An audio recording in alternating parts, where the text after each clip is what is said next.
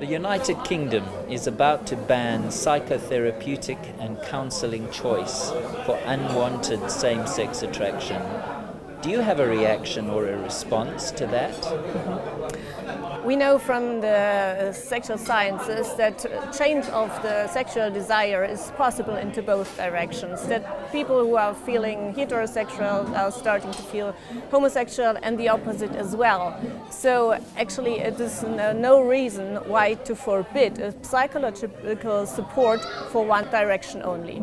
I love United Kingdom. It's my very favorite place to go to see my friends, and I have a lot of people who I love there, and I can't imagine to come there in a day when I would have to be afraid that I can't say the things which are coming from my belief and persuasion.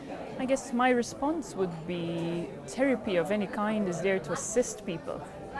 So therapy is generally based on academic research, philosophy, possibly theology, and in this case, God. So my question would be, should we stop people from improving? Should we stop people from getting therapy? In any case, so why not? Why not base? And I guess the United Kingdom should stand up and be bold when it comes to pushing forward therapy based on research, philosophy, academia. Anyone seeking to receive help from that type of department and therapy, it should never be taken away from them the liberty to seek out that type of help, irrelevant of me as a pastor may agree with it or not.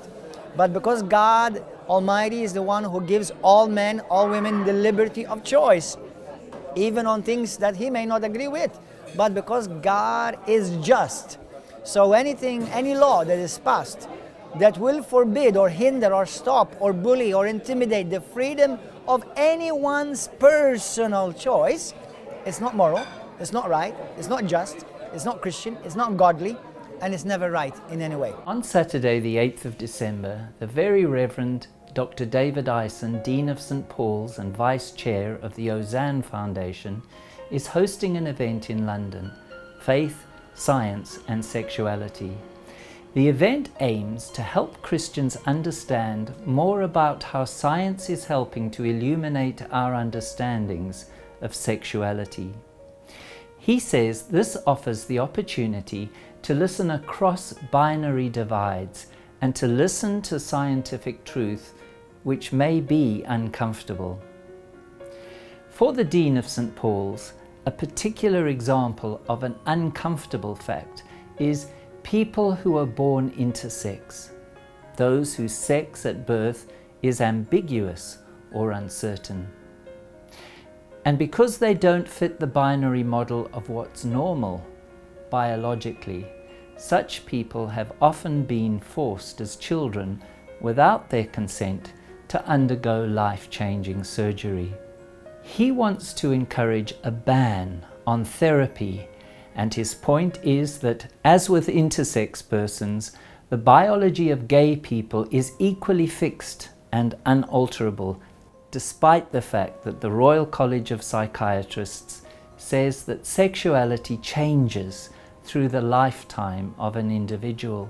One of the speakers at this event, Professor Michael King, has a long association with gay activism in the UK, and what he presents will be taken as the view of the Royal College of Psychiatrists. And yet we notice that as yet the Royal College of Psychiatrists, along with NHS Wales and Northern Ireland, is not a signatory of the latest edition of the Memorandum of Understanding. This is the document that regulates the ethical position of the majority of mental health providers in the UK on LGBT issues, and it's not difficult to see that these non-signatory organisations are hesitant to share some of the views held by the memorandum and activists like Professor King. Despite the fact that there is dissension in the ranks and media reports of growing public alarm at the sexualization of society, gay and trans activism marches on, because of government support. What we need in the UK is diversity of viewpoint and the will to subject opinion and research to scientific scrutiny and adjudication, and thus to ensure that research diversity and political ambition are subject to scientific scrutiny. Same thing has happened in Malta. The law has been passed in Malta, and what we're experiencing now, 2 years on, is that the government will play with the words that they use in the law itself. So things like advertising therapy. And then they'll say, well, if you talk about it, you're advertising.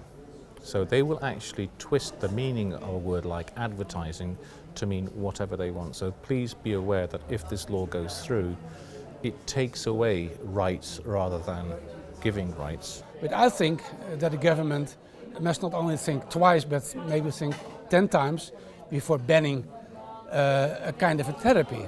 That type of problems has to be solved within a psychology community or psychotherapy community, or maybe within churches, but not by the government.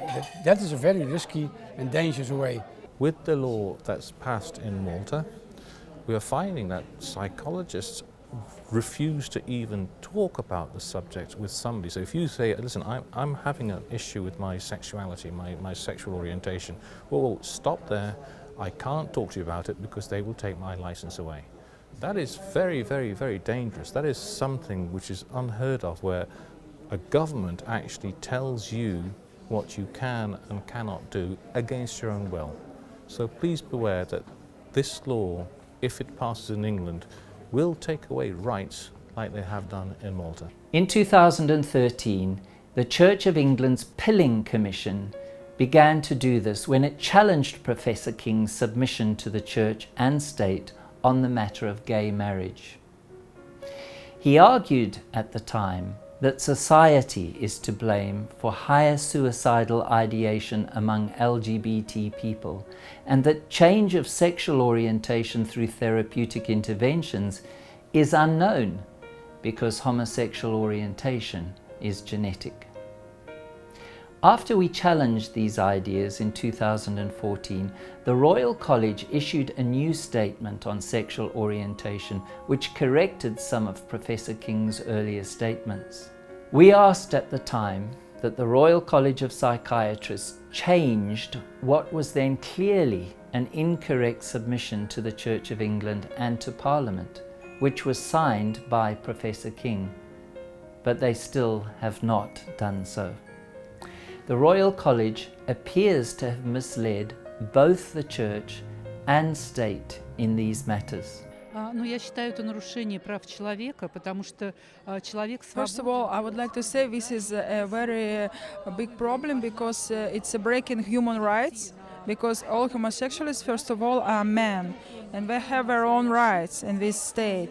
So, in my opinion, I think it's must be reside in our way, because even if this homosexual start to be heterosexual, he can create new family, new part of society, wealth society, and this is the strength of the country which he lives. For example, in Russia, as we save our family values and appreciate family traditions, so this is to save the world. This is my opinion.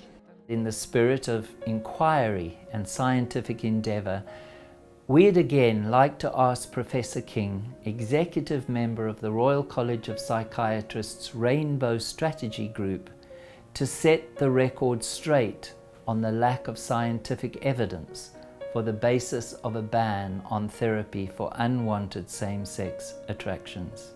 Here are the questions. The study by Robert Spitzer said the majority of his participants had significantly changed their sexuality. Why did you report this to the Church of England as a small minority? Do you believe a man can become a woman by having body parts cut off and taking drugs? You used to deny that childhood environmental factors played a part in determining sexual orientation. Now you say they do.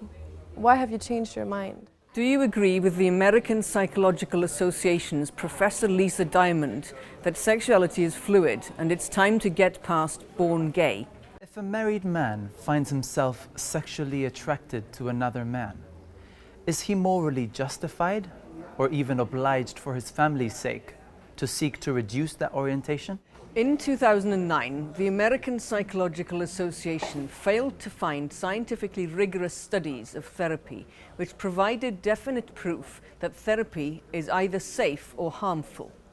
Do you support this judgment? Is it not true that to ban any form of therapy, it would be necessary to establish a scientific basis of documented harm? Answers to these questions are vital for the binary divide that Dr. Eisen is asking Christians to listen across, and for the integrity of the science that is being presented at his event. Thank you for joining us today. I'm Mike Davidson for Voices of the Silence TV.